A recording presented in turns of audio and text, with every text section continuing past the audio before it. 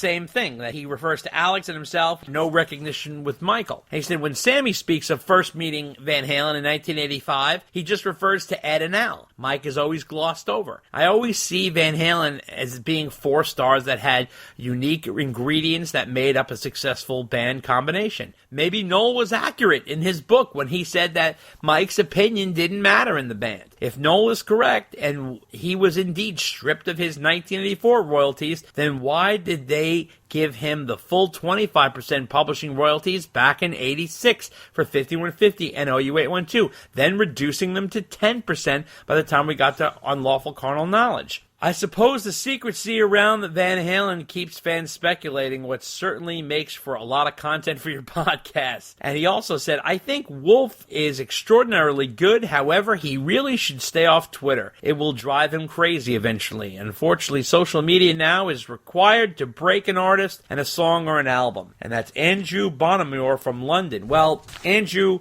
I want to say Mike has been disrespected in this band by everyone for years, and he is hung in there. You know, he's kind of rolled with the punches, and to be honest with you, he's kind of fine. He made out fine financially, and he's had a nice life, and he stayed away from all the drama. So I'm not sure about the percentage of the deals. I'm a little confused about that myself. Yeah, I understand what you're saying, Mike, giving up his 20%, but how did he get back up during the Sammy years? Maybe, I don't know, they came to an agreement, and then they changed it again. Who the hell knows? It's all very confusing. He did all right. Yeah. Actually, right? I mean, yeah, so. I don't know how Mike has more money than Dave, especially when you think about song publishing. I don't get that at all. I don't know how that's possible. But I agree with you about Wolfe. I think he should strictly use social media to promote his music, but he claims he loves responding back to people and he gets off on it, so I don't know what to tell you. You're not keeping a millennial off of Twitter, that's for sure. Well, I think that you're right. That's how he gets his kicks, and he's not going to stop doing that anytime soon, I don't think. Nope.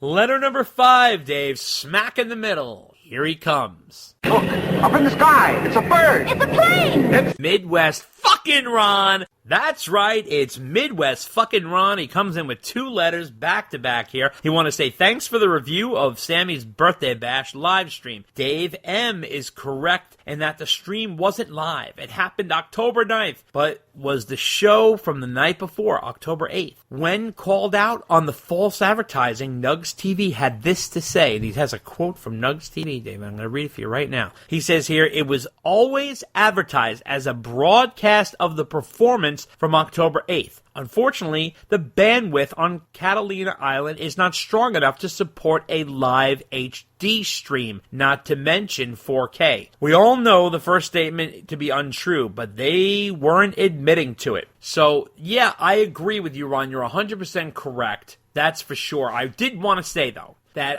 when I was physically watching it on that Saturday, which was the 9th, okay? It said on the screen, live streaming, like it was pointing it out that you were watching this live. So that's obviously a lie. All you had to do is sell it as a stream. Take away the word live. Just say it's a stream concert of Sammy's Birthday Bash. You don't have to call it a live stream, but when you put on the physical screen that you're live, and I'll tell you even something else, Ron. I paused it to go to the bathroom real quick and came back like 2 minutes later, right? I repaused it and it said, you are no longer live. It actually said that on the screen. So I don't know what the hell's going on there. I agree with you. It was definitely a Friday night performance. You're 100% correct there. kneel before Zod. But I don't know why they were trying to fool people. Like, either way, you're getting the show. It's not like you're not getting the show. But what do you make of that, Dave? Yeah, I'm not sure. I don't know if they were experimenting with it Friday night, and they were like, oh, we're not going to be able to broadcast this live. It'll never work. So instead of broadcasting the Saturday show, they just recorded the Friday show and pretended it was, what they were doing on Saturday. But yeah, it's definitely not a live stream. It's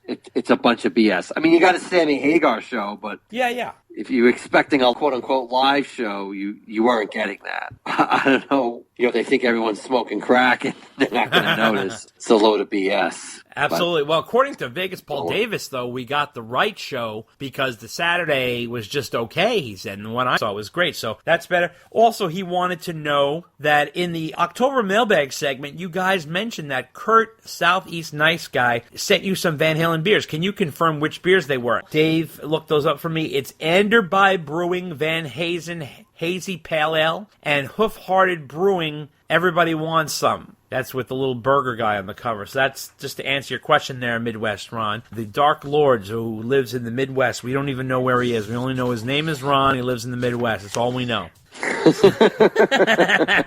And we have seen him in person, so we know he's an actual human being. Yes, so we know he exists, unless it's a very impressive and complex hologram. Yeah, exactly. Or either that or he's like Jigsaw, where he comes over in a voiceover. He's like, would you like to play a game? So you never know. Anyway, letter number 6 comes from Darren DQ Magoo McGuire. And he says here, your last podcast was great, but 2 things. He talks about Dave's retirement statement. He says, I've heard others doubt Dave's sincerity about the announcement, but in most cases, those folks are reading the transcript. But Dave's emotion was front and center in the audio, which was rarely the case. It should therefore be viewed as a real, vulnerable, heartfelt moment. Dave is walking away, and he has made it clear through his words and his sentiment. Number 2, it is time that Eddie Trunk be removed as a source of rock information. The last few years have only highlighted just how much Eddie Trunk loves Eddie Trunk. His radio show and podcasts have lately been nothing more than words of a has-been desperately trying to assert his relevance. Never has it been more clear that his David Lee Roth retirement analysis that he is out of touch, lazy, and no longer a valid source. Keep up the great work, DQ Magoo, Darren McGuire. Well, another sharp letter, Dave. Another sharp one coming from DQ Magoo. I do want to say I agree with you. Dave's retirement announcement is definitely very emotional and real for sure, and I think that's undeniable, which is why Dave and I broke it down. We also wanted you to hear, Dave, and I agree with you, Darren, that if you read it, it doesn't come off with the same power as when you hear it, because you got to know Dave, number 1, and you got to hear it and then realize, wow, that doesn't sound like regular Dave. Something's going on. Now, in regards to Eddie Trunk, well, I listen to Eddie Trunk every day, and I love Eddie Trunk's show, and I love what Eddie Trunk does, and he's all good. But, you know, I have to say, he's definitely off when it comes to David Lee Roth. I really think his analysis of the retirement was really kind of poor. I agree with you. I don't think he's irrelevant. I don't think he should be fired or anything like that. I think he's very good for the media. My only problem with Ed is sometimes he gets a narrative and he rolls with it. Like he says, oh, everybody says they're retiring and they come back. He's 100% right about that. He is right, and he has a list of bands that have officially retired and come back, like Ozzy Osbourne or the Scorpions or the Who. He goes on and on and on and on, and he never believes Kiss is ever going to end. Okay, but I don't think he has a great handle on Van Halen, and especially David Lee Roth. He's never interviewed Dave. He's never met Dave, any of those things. So I find it a little strange, and I also think he's got a little bit of a chip on his shoulder about that, which is interesting. So I don't know what his situation is, but I think he's still a good interviewer. I think he still does a good job on the radio. Sometimes he's off, you know, sometimes he just doesn't know stuff. For example, just recently he claimed that the only band to ever release anything from the US Festival in 1983 was the band Triumph. And I was like, no, that's not true, because Quiet Riot released a CD of their performance there. And then someone called him out on it, and he completely, trashed that person. He's like, oh, you must have a bootleg. But I actually have that Quiet Riot CD. And I'm like, no, that's an actual Quiet Riot CD that came out from the US Festival. So sometimes he just gets wrapped up. And yes, he is very much a self-promoting machine, and he likes to talk about how he's friends with this one and friends with that one, and he texts this one and he texts that one, and he's buddies with this one. And yeah, that's his thing. Whatever. Listen, Howard Stern is just as full of his own self. It's part of, I think, the medium. So that's all fine. He does a good job. I've met Eddie Trunk. We've had him on the podcast. I really have no problems with him. I mean, for Christ's sake, the guy just handed me tickets to Buck Cherry for free. He was very cool. He's a nice guy. He does a good job. Sometimes I think he's off, but no one's perfect. That's for sure. But, Eddie has been working hard for like 40 years doing what he does, and it's pretty rare what he does. There's not too many people like Eddie Trunk. So what do you say, Dave? Yeah, I mean, I think he does a decent job. He definitely has his opinions. Yeah. And he's definitely a pro-Sammy guy. And Oh, he's got yeah. whatever issues he has with Dave. Yeah. And I don't necessarily agree with them, but it's never boring to listen to him because he has certain positions and opinions that a lot of people don't have. It's never boring with him. Like you said, he's been doing this for like 30, 40 years. Oh, so almost 40, he must be doing something right. Yeah. I mean, you're going to find very few people who are waving the hard rock and heavy metal flag as high as he has. And he has stuck to it for 40 years. It's incredible. Yeah, so I have to give him credit for that. And he is a straight-up guy. He's a straight-up guy, and he's a very nice guy. I've met him multiple times. We've had him on the cast. He was great. Letter number 7 comes from Eric Torbick, who calls himself PLW. You know what that stands for, Dave? What does it stand for? Perfect letter writer. There you go. And he lives up to his word here. Short and sweet, right to the point. Letter number 7. What's up, guys? My question this month is about Sammy's song, Little White Lie. Is it me, or do you find it strange that he would play this song in 2021, especially after Ed's passing? We all know it's a negative song against Ed and Al, and it's made sense in 1997. It just seems odd to perform it now. It's not like it was a big hit or one of his signature songs. What say you, Eric PLW Torbick from New Jersey? Well, Eric, you live up to your nickname, always direct and to the point. And yes, I have mentioned this before in the cast, but I found it especially strange that he brought it back during the last birthday cast, which was in October of 2020, which was a day after Ed died. And what I found really strange, this is the first birthday bash in Catalina Island, was that minutes before, he dedicated, like right now, to Eddie and the memory of Eddie, and then he's singing Little White Lie. So I enjoy that song for the song that it is. I enjoy the music of the song and stuff like that. But I do think he could probably put that one on ice, considering the circumstance. It's a little hypocritical, and then he wonders why Alex doesn't return his calls. I do agree with you. It does seem like a strange selection, considering its history. It seems like it's a go-to song for him to do live these days. Yeah. But, I mean, he knows why he wrote it. Yeah, so everybody knows. If he really was like, hey, I made up with Ed before he died, then why are you still doing that song? Yeah, it's a little weird.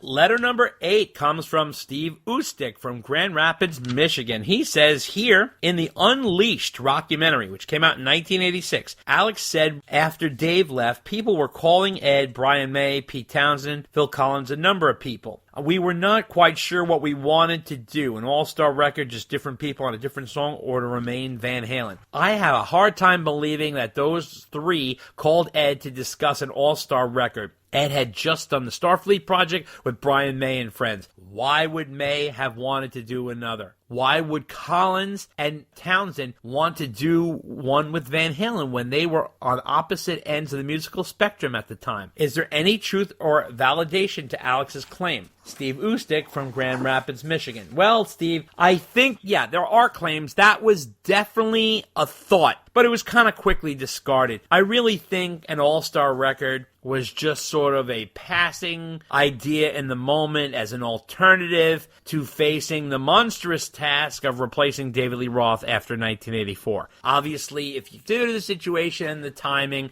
they just came off this big album. Dave is like the face of the band. His face and image and voice and everything was plastered everywhere in 1984. And then he drops out of the band and you're left holding the bag and you're like, what am I going to do? So I think the idea of doing an all-star record was mulled over briefly. But if you consider something, think about how fast that turnaround was. I mean, if you consider things broke down roughly in the spring of 1985 and in the spring of 1986, the band has a brand new album with Sammy. That's pretty incredible if you think about it. I mean, they literally found a singer and made an album and released it all within that time. So I have to give them credit for that. And yeah, maybe that they had an idea. I mean, for Christ's sake, they were talking about Patti Smythe fronting the band. You want to talk about an even crazier idea. What do you think, Dave?